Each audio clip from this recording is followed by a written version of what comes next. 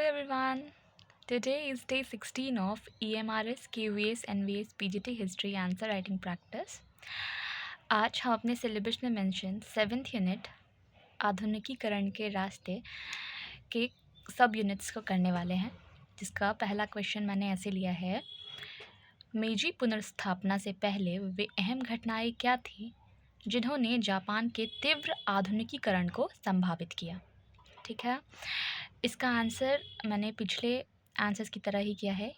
पहले इंट्रोडक्शन का पार्ट, उसके बाद जो बॉडी है वो पॉइंट वाइज रखी है और लास्ट में एक कंक्लूजन दिया है। ठीक है, तो आइए शुरू करते हैं। मेजी पुनर्स्थापना जापान की एक युगांतकारी घटना थी, जिसके पश्चात जापान में तीव्र आधुनिकीकरण संभव हुआ। मेजी पुनर्स्थापना से पूर्व जापान में कुछ महत्वपूर्ण घटनाएं घटित हुईं, फलतः इससे आधुनिकीकरण का मार्ग प्रशस्त हुआ। ठीक है, यहाँ से हमारी बॉडी स्टार्ट होती है।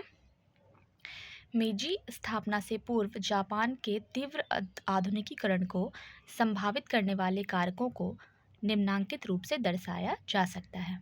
तो हमारा फर्स्ट पॉइंट है, 16वीं शताब्दी के अंतिम भाग में 3 परिवर्तनों ने जापान के विकास की नींव रखी।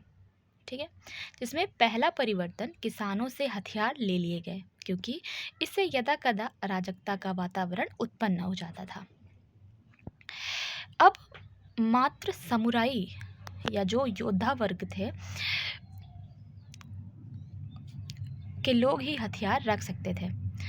इससे कृषक अपना संपूर्ण ध्यान कृषि कार्य में लगाते थे। इससे शांतिपूर्ण व्यवस्था स्थापित हुई। सेकेंड पॉइंट है दम्यो, जो देश के 250 भाग में शासन संचालन करते थे, को शोगुन के निर्देशानुसार अपनी राजधानी छोड़ मुख्य राजधानी एदो में रहना पड़ता था, जिससे देश के अन्य भागों का प्रशासन प्रभावित होता था। 16वीं सदी के अंत में उन्होंने अपने क्षेत्र के राजधानी में रहने के आदेश दिए गए तथा उन्हें काफ़ी हद तक स्वायत्तता प्रदान की गई। हमारा थर्ड पॉइंट है, राजस्व के लिए स्थायी आधार बनाए गए, जिसके लिए भू सर्वेक्षण, उत्पादकता के आधार पर भूमि का वर्गीकरण किया गया। फोर्थ पॉइंट है, 17वीं सदी के मध्य तक एदो, ओसाका, क्योतो जैसे अनेक बड़े शहर उभरे। इससे वाणिज्य व्यापार में तीव्रता आई तथा वित्त व ऋण प्रणालियाँ स्थापित हुई। फिफ्थ पॉइंट है, सामाजिक व बौद्धिक बदलाव ने भी इस आधुनिकीकरण का जो नींव है उसे सुदृढ़ किया। ठीक है, यहाँ पे हमारा कंक्लूजन है, अतः सैन्य सुदृढ़ीकरण, प्रशासनिक स्वायत्तता, राजस्व के स्थायी आधार, वाणिज्य व्यापार में वृद्धि, सामाजिक बौद्धिक बदलाव आदि के सामूहिक प्रयास द्वारा जापान में तीव्र गति से आधुनिकीकरण का सपना साकार हुआ। ठीक है, इसके बाद मैंने एक सेकंड क्वेश्चन लिया है, मेजी पुनर्स्थापना से आप क्या समझते हो, या मेजी पुनर्स्थापना क्या है। इसका आंसर है, 1868 में तोकुगावा शोकुगन के उन्मूलन के पश्चात जापान में सम्राट की सत्ता की पुनर्स्थापना हुई। मुत्सुहितो को मेजी या प्रबुद्ध शासक की उपाधि दी गई और उन्हें जापान का सम्राट बनाया गया। जापान के इतिहास में इस घटना को मेजी पुनर्स्थापना के नाम से जाना जाता है। इस काल में जापान में आधुनिकीकरण, सैन्य सुधार, शिक्षा, उद्योग विकास और पश्चिमी शैली की नई नीतियों की शुरुआत हुई। हमारा थर्ड क्वेश्चन है, जापान के आर्थिक विकास की प्रमुख विशेषताएं लिखिए। ठीक है, मेजी शासन के दौरान जापान ने अपनी अर्थव्यवस्था को आधुनिक और शक्तिशाली बनाने के लिए कई महत्वपूर्ण सुधार किए। इन सुधारों ने जापान को आधुनिक और सामंती देश से औद्योगिक राष्ट्र में बदल दिया। ठीक है, यहाँ से हमारा बॉडी स्टार्ट होता है। जापान के आर्थिक विकास की प्रमुख विशेषताओं को निम्नांकित रूप से दर्शाया जा सकता है। हमारा फर्स्ट पॉइंट है, कृषि कर द्वारा धन संग्रह। जापानी सरकार ने कृषि कर लगाकर धन इकट्ठा किया।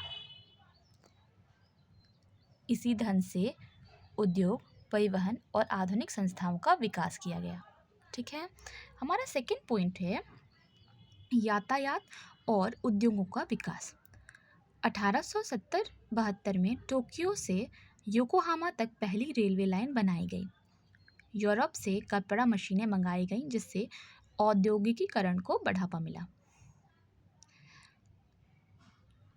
थर्ड पॉइंट हमारा विदेशी तकनीक और शिक्षा का उपयोग।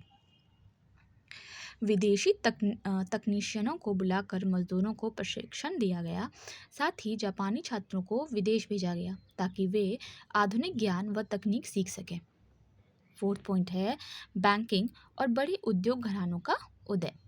1872 में आधुनिक बैंकिंग संस्थाएं शुरू की गईं। सरकार ने मित्सुबिशी और सुमितोमो जैसे उद्योगों को सहायता दी। आगे चलकर जाइबात्सु, जो कि बड़े व्यापारिक परिवार संगठन थे, अर्थव्यवस्था पे इनका वर्चस्व हो गया, यही कि अर्थव्यवस्था पर हावी हो गए। ठीक है, हमारा फिफ्थ पॉइंट है जनसंख्या, प्रवास और नगरीकरण। जापानी जनसंख्या 1872 में 3.5 करोड़ से बढ़कर 1920 में 5.5 करोड़ हो गई।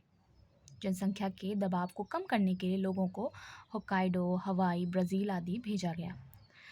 उद्योग के विकास से शहरों की आबादी भी तेजी से बढ़ने लगी। यह हमारा कंक्लूजन है।